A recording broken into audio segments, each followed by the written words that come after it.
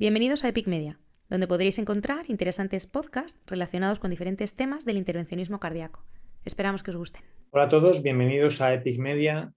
Soy Alfonso Jurado, cardiólogo intervencionista del Hospital Universitario La Paz, y en este podcast, que es el tercero de una serie de 3, vamos a completar las novedades que ha habido en intervencionismo coronario en el año 2021, desde la última reunión de la sección hasta ahora, ya que estos 3 podcasts hacen relación a la presentación que se hizo en el Congreso de la Asociación de Cardiología Intervencionista de estas novedades que ha habido desde la anterior reunión hasta ahora, es decir, desde diciembre de 2020 hasta ahora. En los 2 primeros podcasts hemos hablado de escenarios clínicos y escenarios anatómicos, y en este podcast vamos a hablar de las novedades que ha habido en cuanto a dispositivos y en cuanto a miscelánea, que sobre todo habla de abordaje arterial.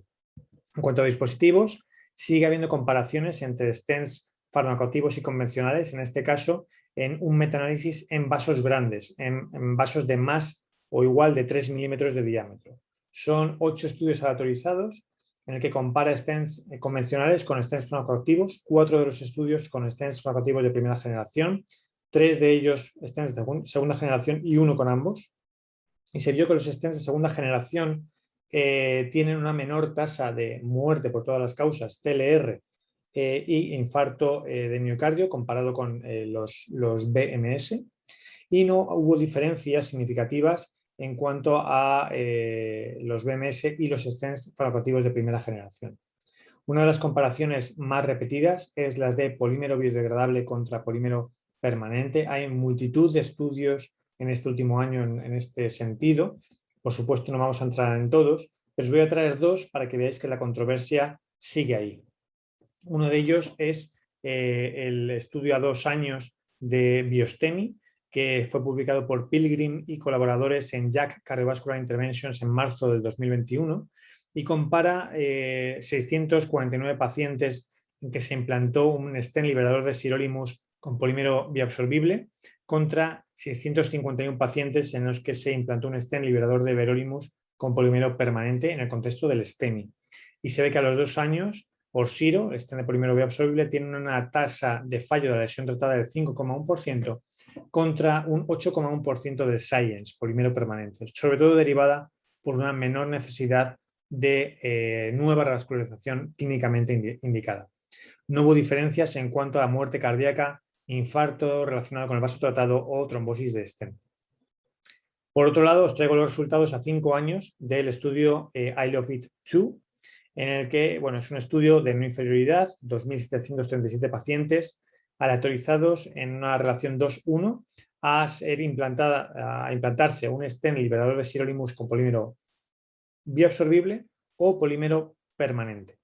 Y el grupo de polímero bioabsorbible también se aleatorizó 1:1 a una pauta de doble antiagregación de 6 meses o de 12 meses. A los 5 años observamos que no hubo diferencias ni en función del tipo de stent ni en función de la pauta de doble antiagregación. Otra de las comparaciones más realizadas en la literatura en este último año es en relación al grosor de los strats, el concepto de ultra thin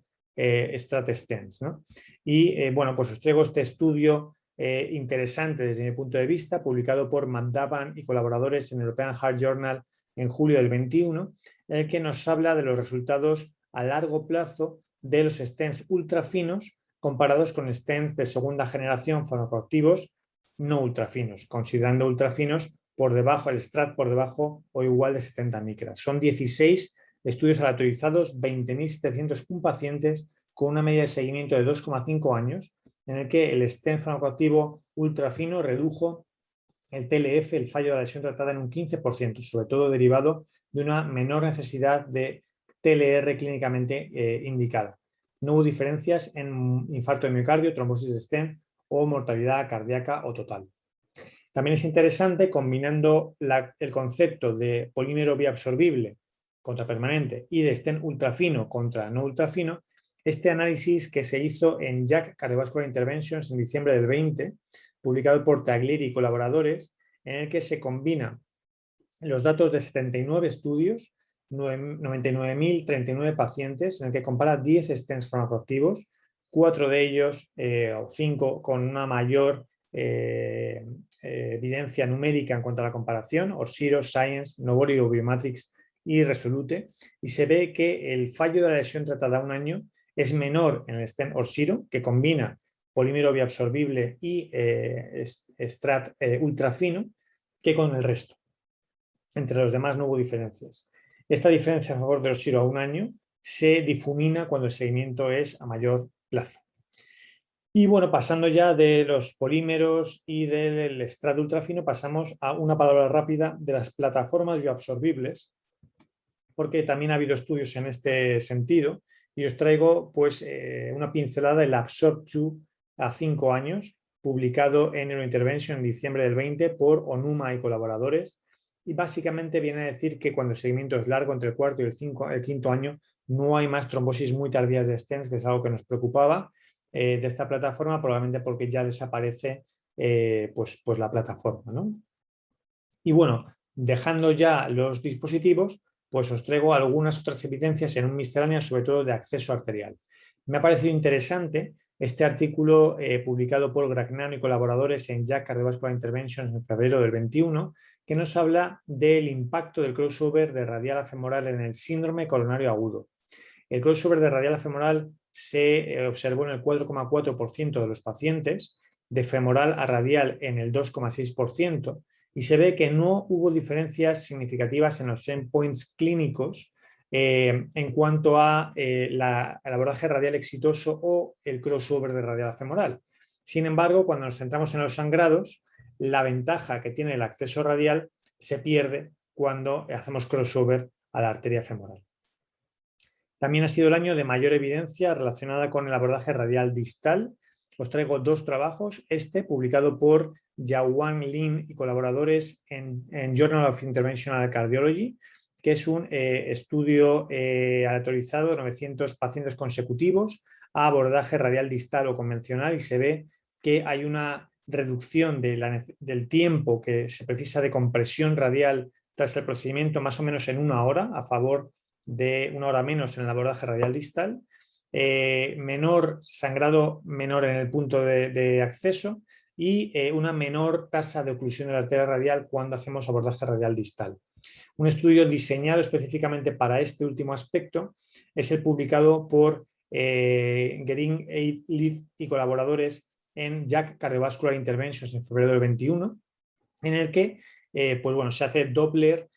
a las 24 horas y a los 30 días después del procedimiento en 282 pacientes que fueron aleatorizados a abordaje radial distal o radial proximal. Y se ve que hay una diferencia drástica en la oclusión de la arteria radial a favor del abordaje radial distal, con una odds ratio en el análisis por protocolo de 12,8%, peor en el abordaje radial proximal, y en el análisis por intención de tratar unos ratios de 7,4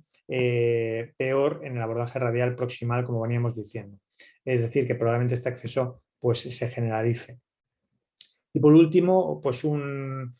estudio que ha sido curioso en mi revisión que he hecho del 2021, publicado en una revista de enfermería en febrero de 2021, relacionando la música y los procedimientos percutáneos intervencionistas, en un metaanálisis en el que pues un número significativo de pacientes, y se ve que la música reduce la ansiedad del paciente durante y el posoperatorio, y el disconfort mientras está tumbado en la mesa de la sala, y esto puede repercutir también en la tranquilidad de los operadores y a lo mejor en los resultados. Por tanto, para concluir en las novedades de 2021 en relación a los dispositivos, por supuesto, stents farmacoactivos de última generación a todos los pacientes. El ultra thin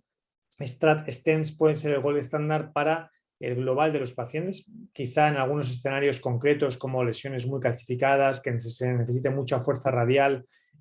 pues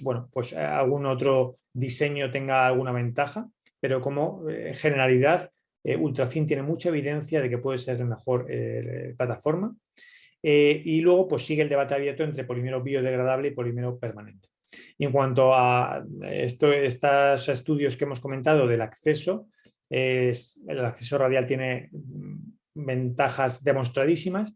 pero estamos en la novedad del acceso radial distal y puede ser que este sea el abordaje preferencial en los próximos años por la reducción de la oclusión de la arteria radial y también la reducción del tiempo de compresión y menor sangrado.